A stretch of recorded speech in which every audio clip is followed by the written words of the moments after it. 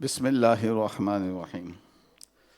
حضرات و خواتین، جیسے کہ آپ کے علم میں ہے کہ القرآن کورسز نیٹ ورک پاکستان کے زیر اہتمام ہر ماہ کے دوسرے اتوار کو فکری و اصلاحی موضوعات پر یہاں القرآن کورسز سینٹر بہادر آباد میں درس قرآن و حدیث کا انعقاد کیا جاتا ہے۔ بعض اوقات ہمارے پروگراموں کی نوعیت مجلس مذاکرہ کی ہوتی ہے اور بعض اوقات درس قرآن و حدیث کی ہوتی ہے۔ آج کے ہمارے مدرس جناب محترم مولانا عبد المنعم فائز صاحب ہیں، اور ان کا میں تعارف کرواتا چلوں کہ محترم مولانا جامعۃ الرشید کے شعبہ تخصصات کے استاذ اور ہفت روزہ شریعہ اینڈ بزنس کے ایڈیٹر ہیں، اور ان کا آج کا موضوع ہے معاشرے میں ذرائع روزگار پیدا کرنے کی ضرورت و اہمیت۔ انتہائی اہم موضوع ہے اور ہمارے پورے معاشرے کی ضرورت ہے، اور ہمارے معاشرے کی ساری بنیادیں اسی مسئلے کے حوالے سے استوار ہوتی ہیں۔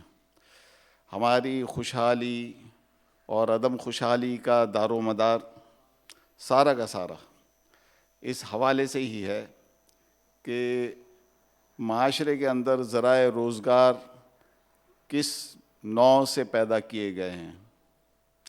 تو قرآن و حدیث کی اس حوالے سے ہدایات کیا ہیں، سنت نبوی صلی اللہ علیہ وسلم کیا ہے، صحابہ اکرام رضی اللہ تعالی عنہم کا اس حوالے سے کیا تعامل رہا، اور تاریخ اسلام میں ہمیں اس حوالے سے کیا مثالیں ملتی ہیں، یہ ہمارے سامنے پیش کریں گے انشاءاللہ تعالی محترم جناب مولانا عبد المنعم فائز صاحب۔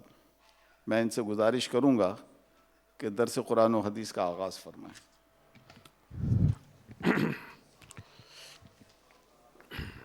نحمدہ و نصلی علی رسولہ الکریم، اما بعد، فاعوذ باللہ من الشیطان الرجیم، بسم اللہ الرحمن الرحیم۔ فَإِذَا قُضِيَتِ الصَّلَاةُ فَانتَشِرُوا فِي الْأَرْضِ وَابْتَغُوا مِنْ فَضْلِ اللَّهِ وَاذْكُرُوا اللَّهَ كَثِيرًا لَعَلَّكُمْ تُفْلِحُونَ۔ وقال النبی صلی اللہ علیہ وسلم: عمل الرجل بيده هو الكسب الأطيب۔ وقال النبی صلی اللہ علیہ وسلم: ما أكل أحد طعاما خيرا من أن يأكل من عمل يده۔ صدق اللہ العظیم وصدق رسولہ النبی الکریم ونحن على ذلك لمن الشاہدین والشاکرین۔ دروشی پڑھ لیجیے۔ اللہم صلی علی محمد کما تحبہ وترضاہ عدد ما تحبہ وترضاہ بعدد کل ذرۃ الف الف مرہ۔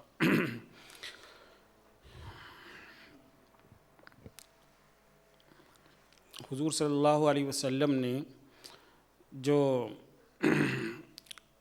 مکہ اور پھر مدینہ میں جب تشریف لے کر گئے تو وہاں جو لوگوں کی تربیت حضور صلی اللہ علیہ وسلم نے فرمائی، اس میں ایک اہم ترین چیز تھی ان کی مالی تربیت کرنا، اور ان کو یہ بتانا کہ وہ ذرائع روزگار میں اپنی زندگی کے معمولات سر انجام دینے میں اور پیسے سے ان کا جو تعلق ہے یا ضروریات زندگی سے ان کا تعلق ہے وہ کیا ہوگا۔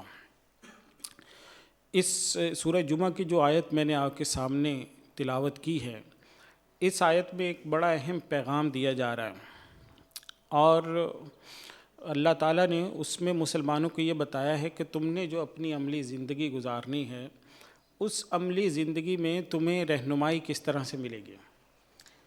اب ان آیات کا ترجمہ اگر دیکھیں تو اللہ تعالیٰ یہ فرماتے ہیں کہ جب یہ نماز یعنی جمعے کی نماز ختم ہو جائے تو فانتشروا فی الارض، زمین میں پھیل جاؤ، وابتغوا من فضل اللہ، اور اللہ تعالیٰ کا فضل تلاش کرو، واذکروا اللہ کثیرا، اور اللہ کا زیادہ سے زیادہ ذکر کرتے رہو، لعلکم تفلحون، تم اس کے ذریعے سے کامیاب ہو جاؤ گے۔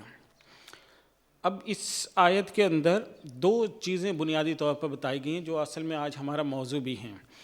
وہ یہ ہے کہ جو مسلمان ہے اس کی جو کامیابی کا معیار ہے، اس کی کامیابی کا معیار دوسروں سے تھوڑا مختلف ہے.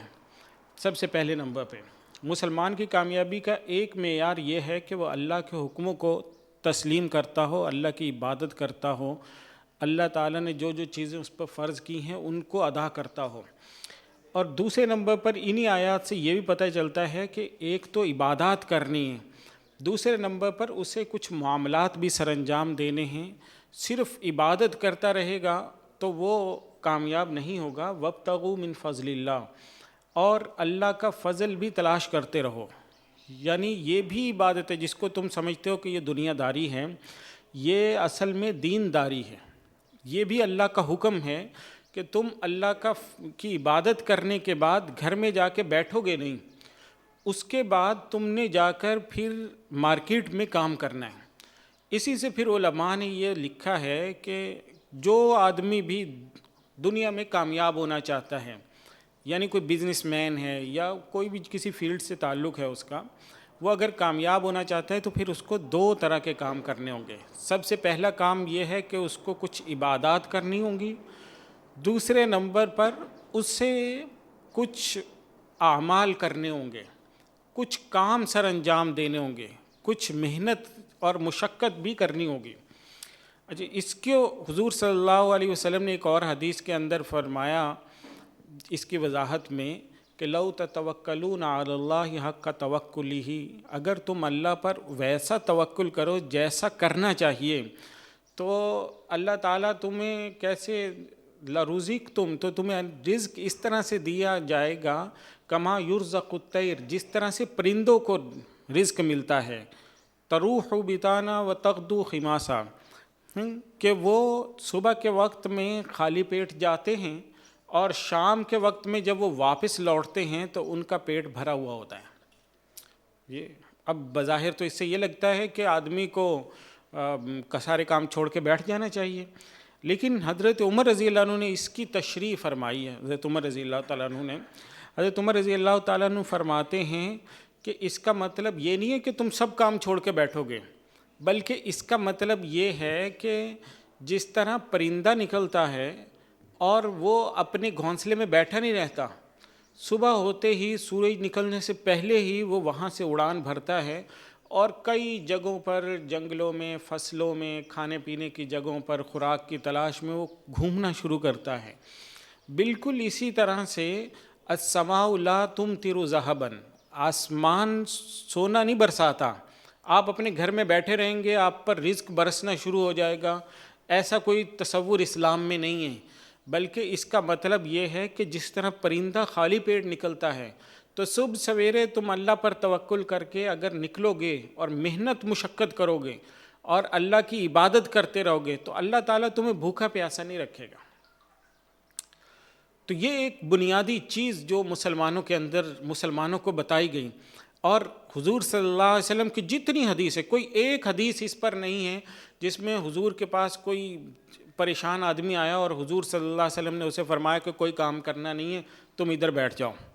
کیونکہ مسجد نبوی میں حضور صلی اللہ علیہ وسلم سارا دن مسجد نبوی میں بیٹھتے تھے، تشریف فرما ہوتے تھے، صحابہ وہیں پر آ کر حضور سے پوچھتے تھے. لیکن کسی کو یہ نہیں کہا کہ تم ادھر بیٹھے رہو، بلکہ حضور صلی اللہ علیہ وسلم نے ان کو بتایا کہ صحابہ کرام نے پوچھا کہ ای الکسب اطیب، کہ اللہ کے نبی سب سے بہترین جو کمائی ہے وہ کون سی ہے؟